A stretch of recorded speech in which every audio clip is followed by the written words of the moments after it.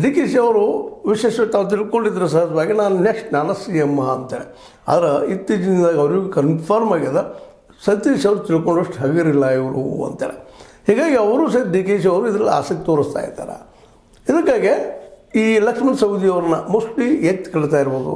ಮತ್ತು ಲಕ್ಷ್ಮೀಬಾಯಿ ಹೆಬ್ಬಾಳ್ಕರ್ ಅವರಂತೆ ಅವ್ರ ಶಿಷ್ಯರು ಅವರಂತೆ ಡಿ ಕೆ ಶಿ ಪರಾಣ ಅನ್ನೋದು ಎರಡು ಮಾತಿಲ್ಲ. ಈ ನೆಲೆಗಟ್ಟಿನಲ್ಲಿ ಡಿ ಕೆ ಶಿ ಅವರು ಬೆಳಗಾವಿ ರಾಜಕೀಯದ ಪ್ರತಿ ಕ್ಷಣದ ಡೆವಲಪ್ಮೆಂಟು ಮತ್ತು ಬಿ ಡಿ ಸಿ ಸಿ ಬ್ಯಾಂಕಿನ ಮೇಲೆ ಹಿಡಿತವನ್ನು ಸಾಧಿಸಿಕೊಳ್ಳುವಂಥ ಒಂದು ಪ್ರಯತ್ನವನ್ನು ಲಿಂಗಾಯತ್ ಕಮ್ಯುನಿಟಿಗೆ ಹೆಚ್ಚು ಹೆಲ್ಪ್ ಮಾಡಬಹುದು ಅನ್ನುವಂಥ ಮಾತು. ಆಲ್ರೆಡಿ ಲಿಂಗಾಯತ್ ಕಮ್ಯುನಿಟಿ ಇಲ್ಲಿ ತನ್ನ ಹಿಡಿತವನ್ನು ಸಾಧಿಸ್ಕೊಂಡಿದ್ದದ. ಮತ್ತು ಈಗ ನಿಮಗೆ ಹಲವು ಸಲ ಚರ್ಚೆನೂ ಮಾಡಿದ್ದೀವಿ ನಾವು. ಮುಖ್ಯವಾಗಿ ಲಿಂಗಾಯತರು ಮತ್ತು ಕುರುಬರು, ಅದೇ ಕಾಲಕ್ಕೆ ನಮ್ಮ ಉಪ್ಪಾರ ಸಮಾಜದವರು ಇವರು ಹೆಚ್ಚಿಗೆಲ್ಲೇ ಮೆಂಬರ್ ಇದ್ದಾರಂತ ಅನ್ನಿಸ್ತದಲ್ಲ ವಾಸ್ತವ. ಯಾಕಂದರೆ ಭೂಮಿ ಹೆಚ್ಚಿಗಿರೋದು ಅವರವ್ರ ಹೆಸರುಗಳಲ್ಲ.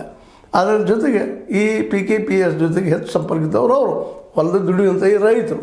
ಅದಕ್ಕಾಗಿ ಈ ರೈತರ ಮೇಲೆ ಹಿಡಿದು ಯಾರ್ಯಾರು ಸಾಧಿಸಬಹುದು ಅಂತೇಳಿ ಈ ಗೋಕಾಕ್ ಭಾಗದಲ್ಲಾಗಿರ್ಬೋದು ಅಥವಾ ಅರಭಾವಿ ಅಂದರೆ ಇಟ್ ಮೀನ್ಸ್ ಮುಳ್ಳಿಗೆ ಭಾಗದಲ್ಲಾಗಿರ್ಬೋದು. ಇಲ್ಲಿ ನಿಶ್ಚಿತವಾಗಿಯೂ ನಮ್ಮ ಚಾರ್ಗಿಯ ಸಹೋದರು ಹಿಡಿದು ಸಾಧಿಸಿದರೂ ಸಹಿತ ಒಳಗೆ ಇವರು ವಿರೋಧಿಗಳು ಸಾಕಷ್ಟು ಇಳಿತಾರೆ.